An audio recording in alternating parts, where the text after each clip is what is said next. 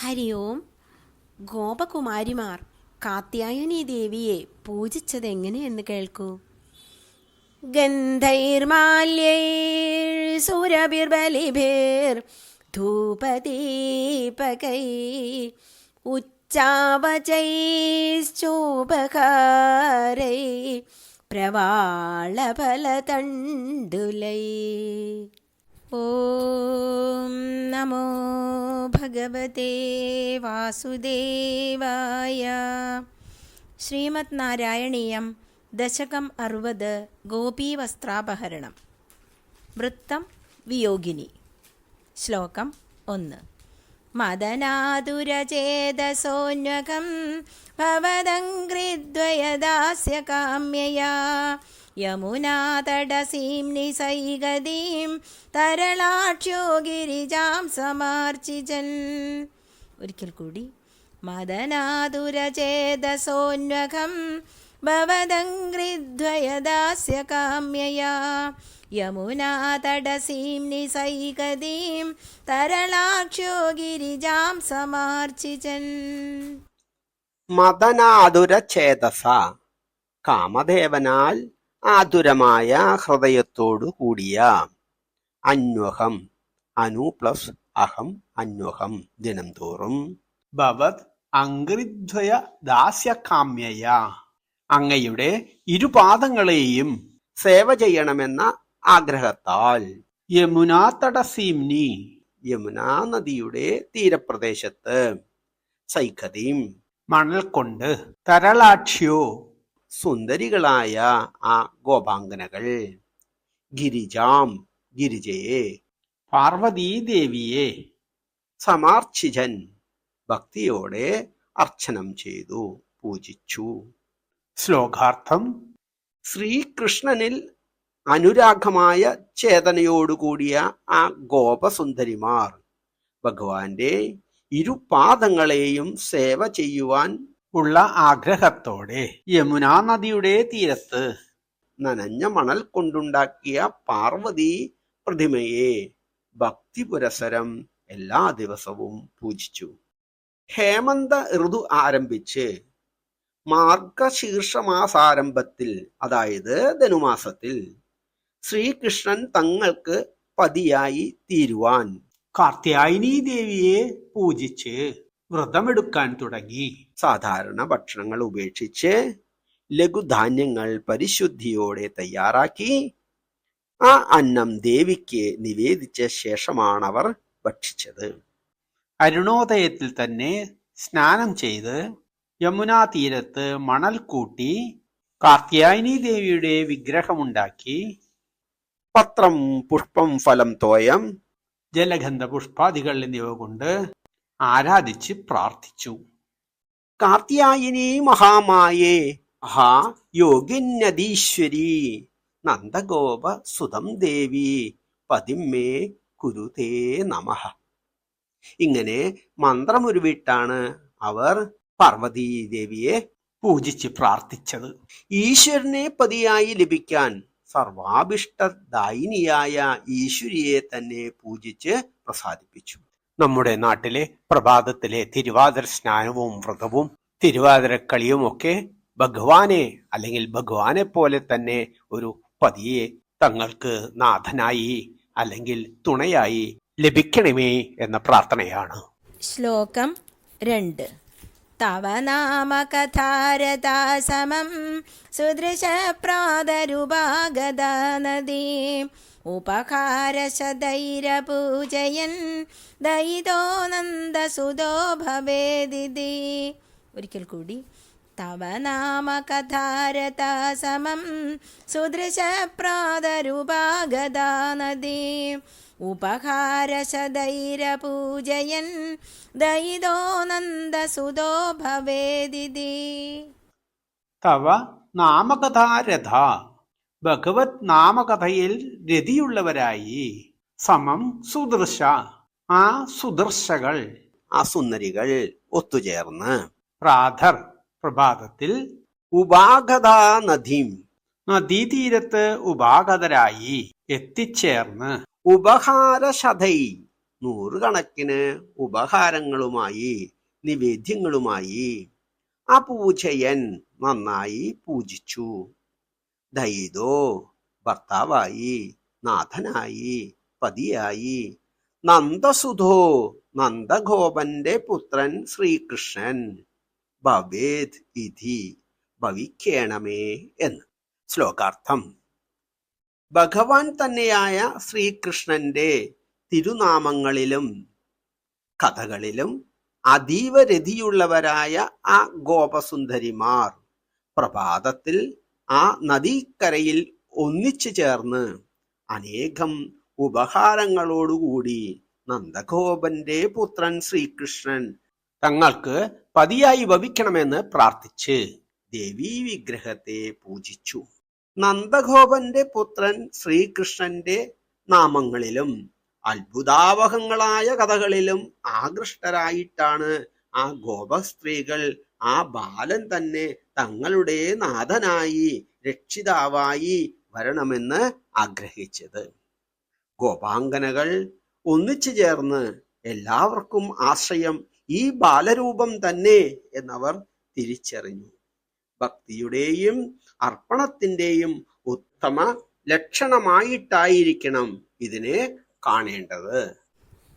ശ്ലോകം 3. ഇതി മാസമുപാഹിതവ്രതാഃ തരളാക്ഷീരഭിവീക്ഷ്യതാ ഭവാൻ കരുണാമൃദുലോ നദീതടം സമയാസീതദനുഗ്രഹേച്ഛയാ. ഒരിക്കൽ കൂടി.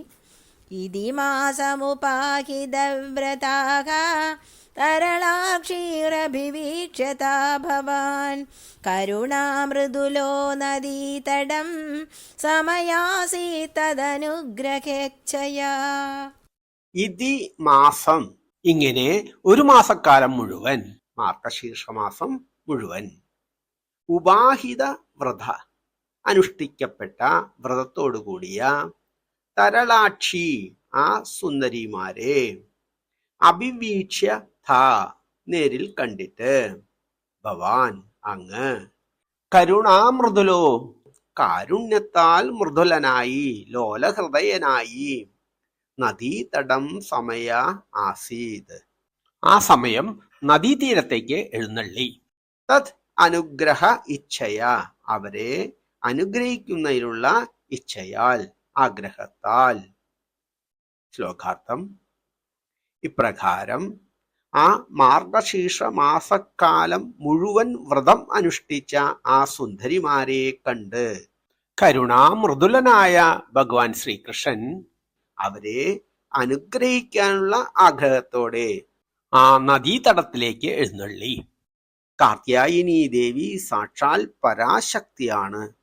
ബ്രഹ്മ, വിഷ്ണു, പരമേശ്വരന്മാരെല്ലാം ആ പരാശക്തിയുടെ ഇച്ഛ കൊണ്ട് മാത്രം ചലിക്കുന്നവരാണ്. ഈ ജഗത് മാതാവിന്റെ ഇംഗിതമാർക്കും ലംഘിക്കാനാവില്ല. അതിനാലാകണം ഭഗവാൻ തന്നെയായ ശ്രീകൃഷ്ണൻ അവർക്ക് നേരിൽ അനുഗ്രഹം നൽകുവാൻ ആഗ്രഹിച്ചത്. ശ്ലോകം 4.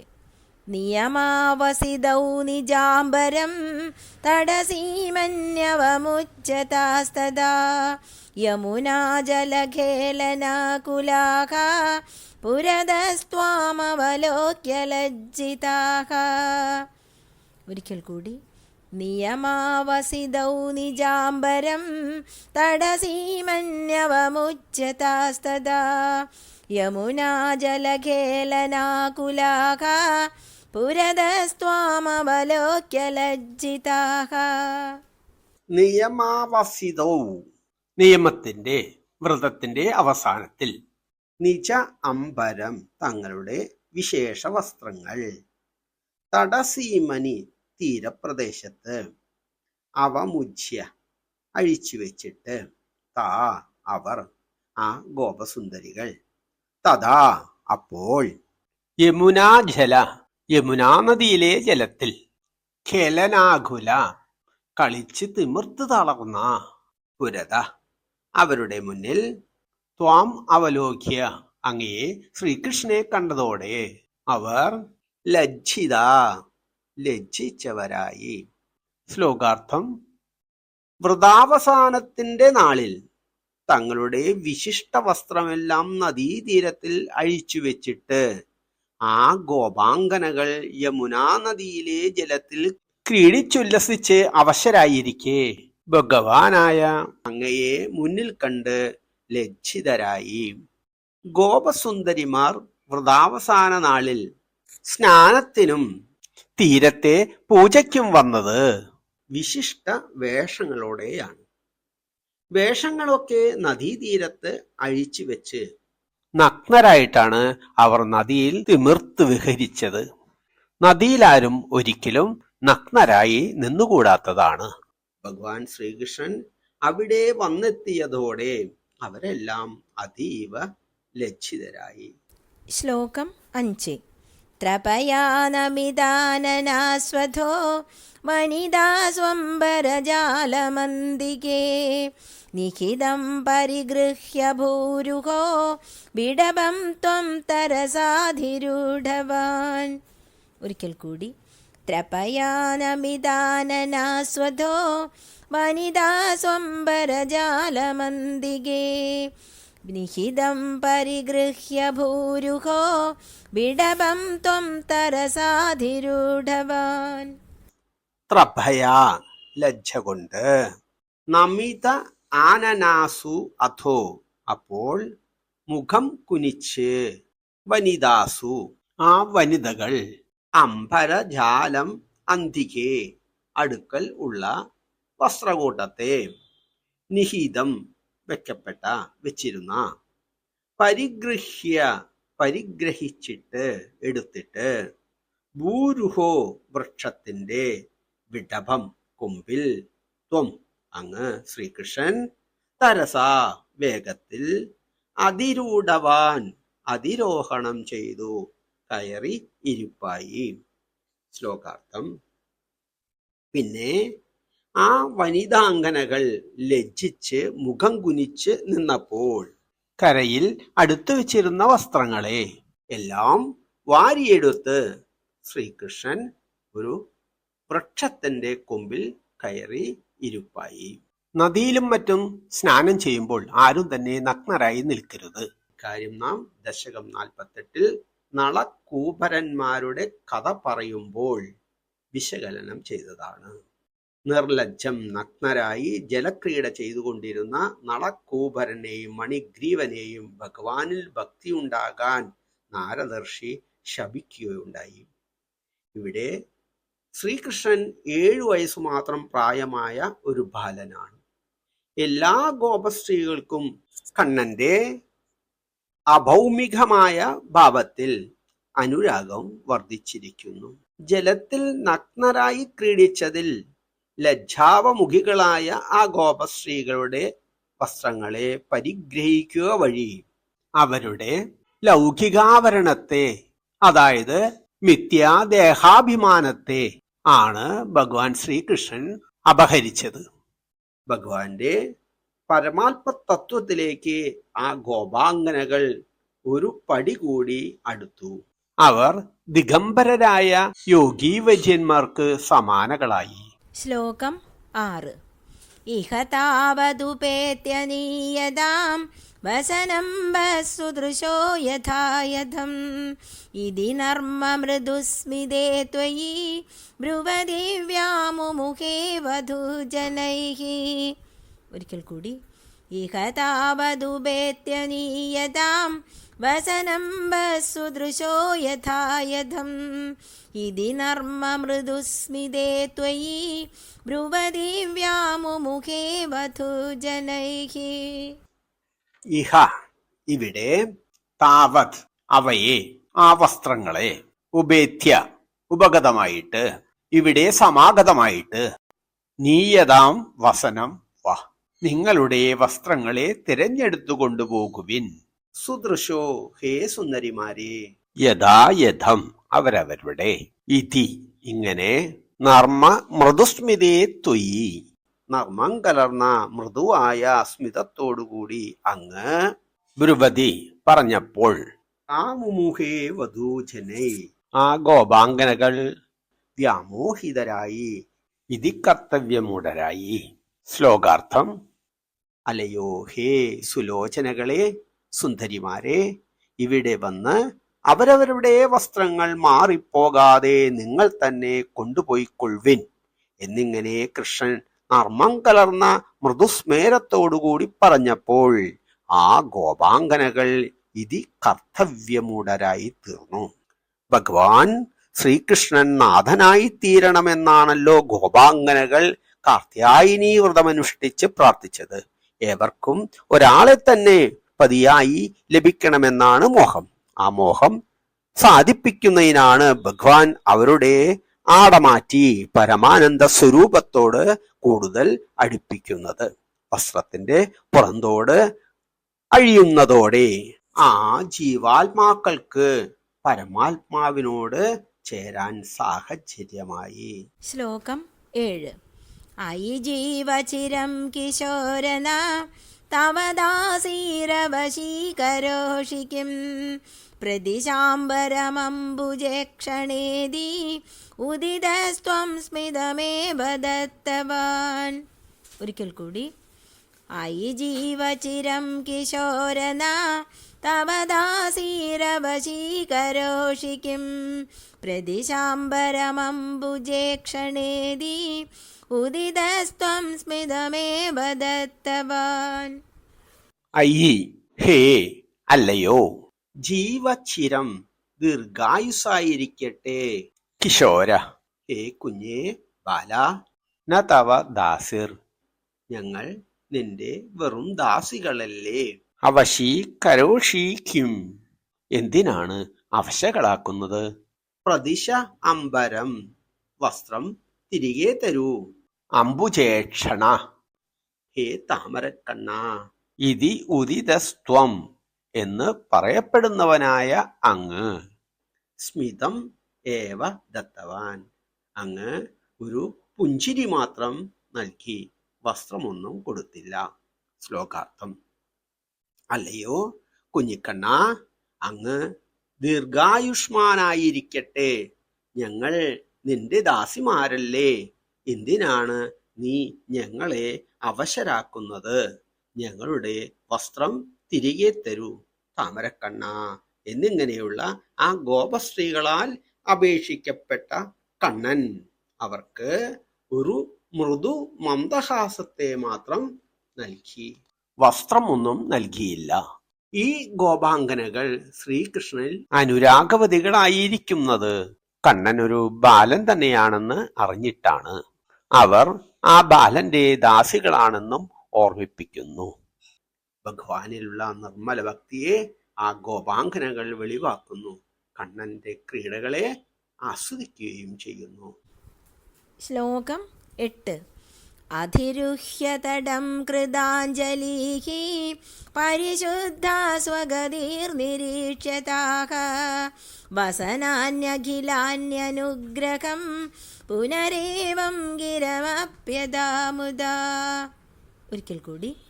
അധിരുഹ്യതടം കൃതാഞ്ജലിഃ പരിശുദ്ധാ സ്വഗതിർനിരീക്ഷ്യതാഃ വസനാന്യഖിലാന്യനുഗ്രഹം പുനരേവം ഗിരമപ്യദാമുദാ. അതിരുഹ്യതടം, ആ നദീക്കരയിൽ കയറിയിട്ട്, കൃതാഞ്ജലി, കൈകൂപ്പിപ്പിടിച്ച്, പരിശുദ്ധകളായി, ജലത്തിൽ നഗ്നരായി സ്നാനം ചെയ്തതിന്റെ പാപമെല്ലാം അകന്ന്, സ്വഗതിർ നിരീക്ഷ്യ താൻ മാത്രം ശരണമായ ആ ഗോപാംഗനകളെ നിരീക്ഷിച്ചിട്ട് കണ്ടിട്ട്, വസനാനി അഖിലാനി, എല്ലാ വസ്ത്രങ്ങളെയും തിരികെ നൽകിയിട്ട്, അനുഗ്രഹം പുനർ, പിന്നെ അനുഗ്രഹമായിട്ട്, ഏവം ഗിരം അഭി, ഇങ്ങനെ പറയുകയും ചെയ്തു. അഥാ, ദാനം ചെയ്തു, മുധ, സന്തോഷത്തോടെ. ശ്ലോകാർത്ഥം: വിവസ്ത്രകളായി ജലക്രീഡ നടത്തിയതിന്റെ പാപമെല്ലാം ഭഗവത് അനുഗ്രഹത്താൽ തീർന്ന് നിർമ്മലാംഗികളായി കൈകൂപ്പിക്കൊണ്ട് കരയിൽ കയറിയ താൻ മാത്രം ശരണമായിട്ടുള്ള ആ ഗോപസുന്ദരിമാരെ കണ്ടിട്ട് സന്തോഷിതനായി കൃഷ്ണൻ അവർക്ക് വസ്ത്രങ്ങളും പിന്നീട് ഇപ്രകാരമുള്ള വാക്കുകളെയും ദാനം ചെയ്തു. ഗോപാംഗനകൾ മാർഗശീർഷമാസം മുഴുവൻ കാർത്യായനീ വ്രതം അനുഷ്ഠിച്ചു. യശോദ ആദി വ്രജാംഗനമാർ വാത്സല്യഭാവത്തോടെ കൗശോരഭാവത്തിൽ ഭഗവാനെ സേവിച്ചു. വേറെ ചിലർ സഖാവ് എന്ന ഭാവത്തിലും വേറെ ചിലർ പ്രണയഭാവത്തിലും ഭഗവാനെ സേവിച്ചു.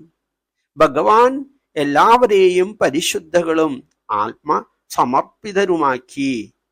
ഇനി അനുഗ്രഹവും ആഗ്രഹ സഫലീകരണവും തുടർന്ന് നൽകുന്നതാണ്. ശ്ലോകം 9.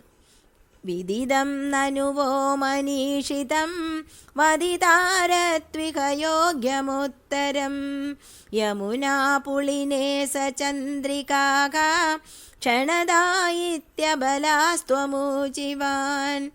ഒരിക്കൽ കൂടി.